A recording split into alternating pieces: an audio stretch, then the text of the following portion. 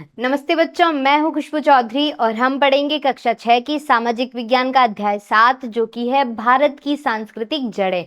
आज के इस भाग 2 के अंदर हम जानेंगे वैदिक दर्शन के बारे में कि वैदिक दर्शन में क्या लिखा गया था या फिर उस समय किस प्रकार के लोग थे या फिर किस प्रकार की जातियां थी। तो आइए शुरू करते हैं। सबसे पहले अगर हम बात करें कुछ या फिर कई सहस्त्राब्दियों पहले, सहस्त्राब्दी यानी कि 1000 वर्ष, तो कई सहस्त्राब्दियों पहले इस वैदिक समाज के अंदर लोगों के समूह हुआ करते थे। उन समूह को जन या फिर जनस बोला जाता था। तो प्रारंभिक वैदिक समाज विभिन्न जनों के अंदर संगठित था। जनों या फिर जनस से हमारा यहाँ पर मतलब है लोगों का बड़ा समूह। अब लोगों का बड़ा समूह किसी भी आधार पर डिवाइड किया जा सकता है क्षेत्र के अनुसार। तो ऋग्वेद के अंदर लगभग 30 से अधिक जनों की सूची मिली है। ऋग्वेद जो कि सबसे पुराना ग्रंथ है हमारे भारत का या फिर विश्व का भी हम कह सकते हैं। तो ऋग्वेद के अंदर लगभग 30 से अधिक जनों की सूची मिली है जिसमें से कुछ महत्वपूर्ण यहाँ पर लिखे गए हैं जैसे कि भरत, पुरु, कुरु, यदु, तुर्वश आदि। तो ये सारे जन थे या फिर जनस थे, लोगों के समूह थे जो कि लगभग 30 से भी ज्यादा संख्या के अंदर ऋग्वेद में जिनका जिक्र किया गया है। तो अगर हम वैदिक समाज की बात करें तो इसमें प्रत्येक जन जो है वो उपमहाद्वीप के उत्तर पश्चिमी भाग के एक विशेष क्षेत्र के साथ में जुड़ा हुआ था। तो ये जितने भी जन है वो सारे उपमहाद्वीप के उत्तर पश्चिमी भाग के एक विशेष क्षेत्र के साथ में जुड़े हुए थे। किसके? भारतीय उपमहाद्वीप के साथ में। और इन वेदों के अंदर राजा, शासक, सभा, समिति आदि शब्दों का प्रयोग किया गया था या फिर इन शब्दों के कुछ संकेत मिलते हैं जिसके आधार पर हम ये पता लगा सकते हैं या फिर ये अंदाजा लगा सकते हैं कि उस समय राजा, शासक या फिर सभा, समिति आदि होते थे। और तो और सभा और समिति दोनों शब्द यहाँ पर सामूहिकता की ओर इशारा करते हैं या फिर सामूहिकता को इंगित करते हैं जहाँ पर सब लोगों को सामूहिक रूप से देखा जाता हो और इस सभा और समिति में सब अपनी समस्याएं और उनका हल सभा और समिति पेश करते होंगे ऐसा माना जाता है। तो ये इन वेदों में लिखा गया है जिसके आधार पर हम वैदिक समाज किस प्रकार का था उसके आधार पर हम जज कर सकते हैं या फिर पता लगा सकते हैं कि किस प्रकार का था हमारा भारतीय वैदिक समाज। अब हमारे भारतीय वैदिक समाज के अंदर जातियां नहीं थी, लोगों को उनके काम के आधार पर डिवाइड किया गया था या फिर जैसा वो काम करते थे उस काम का जो नाम था उनको उस नाम से पुकारा जाता था। तो वैदिक ग्रंथों में वर्णित व्यवसाय थे, व्यवसाय के अनुसार उन लोगों को जाना जाता था। जैसे कि जो लोग खेती करते थे उनको किसान बोला गया। किसान उनको नहीं बोलते जो खेती करते हैं, लेकिन उन लोगों को जो लोग खेती करते थे उनको किसान बोला गया। और बुनकर किसको बोला गया? जो कपड़े बुनते थे उनको बुनकर बोला गया था। ये हम बात कर रहे हैं वैदिक समाज की जो कि कई सहस्त्राब्दी पहले की बात कर रहे हैं हम, जहाँ पर भारतीय संस्कृति काफी ज्यादा इवॉल्व हुई या फिर आगे बढ़ी। कुम्हार, मिट्टी के बर्तन बनाने वाले लोगों को कुम्हार बोला गया जैसे कि मटके, मृदभांड आदि। शिल्पकार, ऐसे लोग जो मूर्तियां आदि शिल्प का निर्माण करते थे, अपनी कला को शिल्प के रूप में व्यक्त करते थे, उनको शिल्पकार बोला गया था।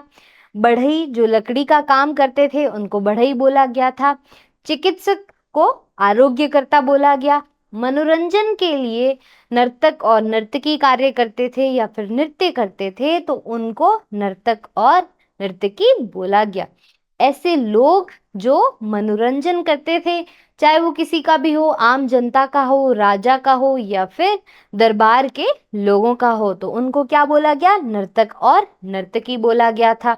अब पहले के समय की बात करें तो लोग तो बाल कटवाते होंगे जैसा कि आज भी लोग बाल कटवाते हैं, उस समय भी लोग बाल कटवाते थे। अब जो लोग बाल काटते थे उनको नाई का नाम दिया गया था। और पूजा पाठ में जो लोग इन्वॉल्व होते थे या फिर पूजा पाठ करते थे उनको पुजारी बोला गया था। क्या बोला गया था? पुजारी बोला गया था, तो ये सारी हिंदू धर्म से यहाँ पर इस पुजारी शब्द का कोई लेना देना नहीं है। ये सनातन धर्म की बात हो रही है, जो कि एक विचारधारा थी, हमारे वैदिक समाज की विचारधारा थी।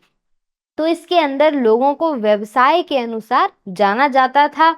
याद रखिएगा, ये सारे व्यवसाय उस समय लिस्टेड थे, लोगों को ऊंचा या फिर नीचा नहीं देखा जाता था। उनके काम के या फिर व्यवसाय के आधार पर लोगों को नाम दिया गया था। अब अगर बात करें आरोग्यकर्ता की, तो जैसा कि मैंने बताया था, ये कौन होते हैं? चिकित्सक होते हैं। तो राहत देने या फिर रोग ठीक करने के लिए पारंपरिक प्रथाओं का उपयोग करने वाला व्यक्ति, जिसको हम चिकित्सक भी बोलते हैं, या फिर औषधियों का प्रयोग करके जो लोगों का इलाज करता हो या फिर लोगों के रोग ठीक करता हो, उसको हम बोलते हैं आरोग्यकर्ता। अब आगे बढ़ेंगे, हम वैदिक दर्शन के बारे में पढ़ेंगे। अब ये वैदिक दर्शन, जिसके अंदर उपनिषद और वैदिक दर्शन दोनों आते हैं, ये कब लिखे गए थे या फिर ये कब सामने आए, संप्रेषित हुए? तो बुद्ध और महावीर का जन्म लगभग यहाँ पर हुआ था, समय रेखा में आप देख सकते हैं, 500 से 1000 सामान्य संवत पूर्व। लेकिन अगर हम बात करें उपनिषद की, तो इसका समय यहाँ से यहाँ तक माना जाता है। संभावित है कि हाँ, ये समय रहा होगा, सटीक पता नहीं लगाया जा सकता। और वैदिक दर्शन की अगर बात की जाए, तो उसकी समय रेखा लगभग यहाँ तक है। तो यहाँ पर आप देख सकते हैं, ये लगभग 2000 सामान्य संवत पूर्व से लेकर और 500 सामान्य संवत, या फिर पाँच, यहाँ पर 400 भी बोल सकते हैं हम, 400 सामान्य संवत पूर्व उपनिषद लिखे गए थे। और वैदिक दर्शन कब का है? ये है 1000 सामान्य संवत से लेकर 1 सामान्य संवत। तो ये है समय रेखा पर समय की उपनिषद और वैदिक दर्शन कब लिखे गए, कब हमारे सामने आए। अब आगे बढ़ते हैं कि वैदिक संस्कृति में जो अनुष्ठान किए जाते थे, अनुष्ठान किसके लिए किए जाते थे? देवी देवताओं के लिए। तो यज्ञ किए जाते थे, पूजा पाठ, देवी देवताओं का नाम लिया जाता था, उनकी स्तुतियां की जाती थी।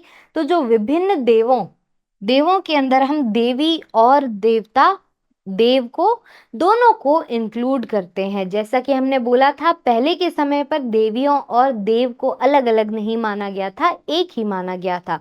तो इन अनुष्ठानों के अंदर देवी देवताओं के लिए यज्ञ में स्तुतियां की जाती थी। तो विभिन्न देवी देवताओं के प्रति व्यक्तिगत अथवा सामूहिक हितों तथा मंगल के लिए समर्पित या फिर निर्देशित थे ये अनुष्ठान।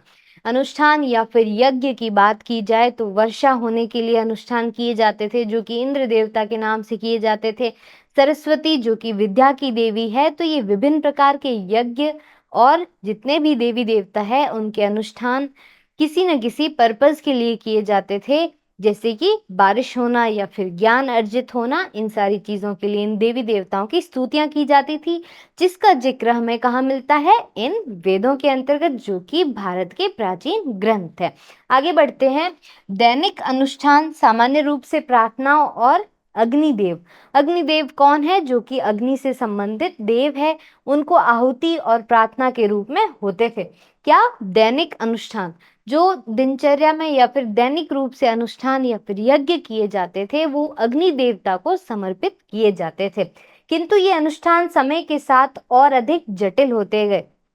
कोई भी चीज हो बच्चों, जैसे जैसे समय बढ़ता जाता है, समय निकलता जाता है, तो वो चीजें जटिल होने लगती है। तो ठीक इसी प्रकार यहाँ पर ये जो दैनिक अनुष्ठान है, ये भी एक समय के बाद काफी ज्यादा जटिल हो गए।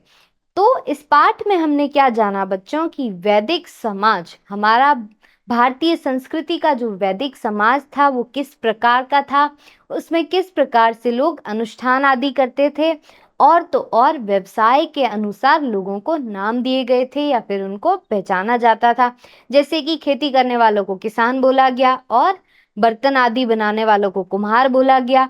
शिल्प या फिर मूर्ति कला जो करते थे, उनको शिल्पकार बोला गया।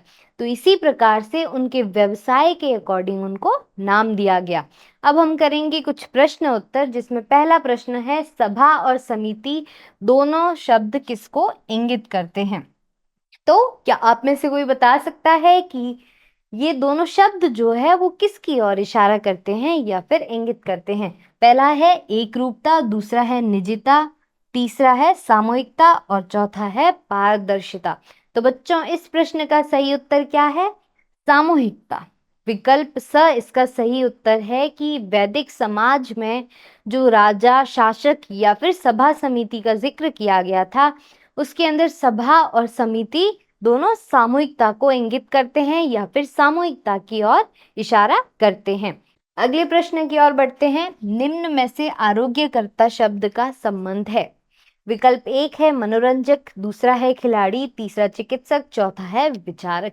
तो आरोग्यकर्ता से हमारा क्या मतलब है?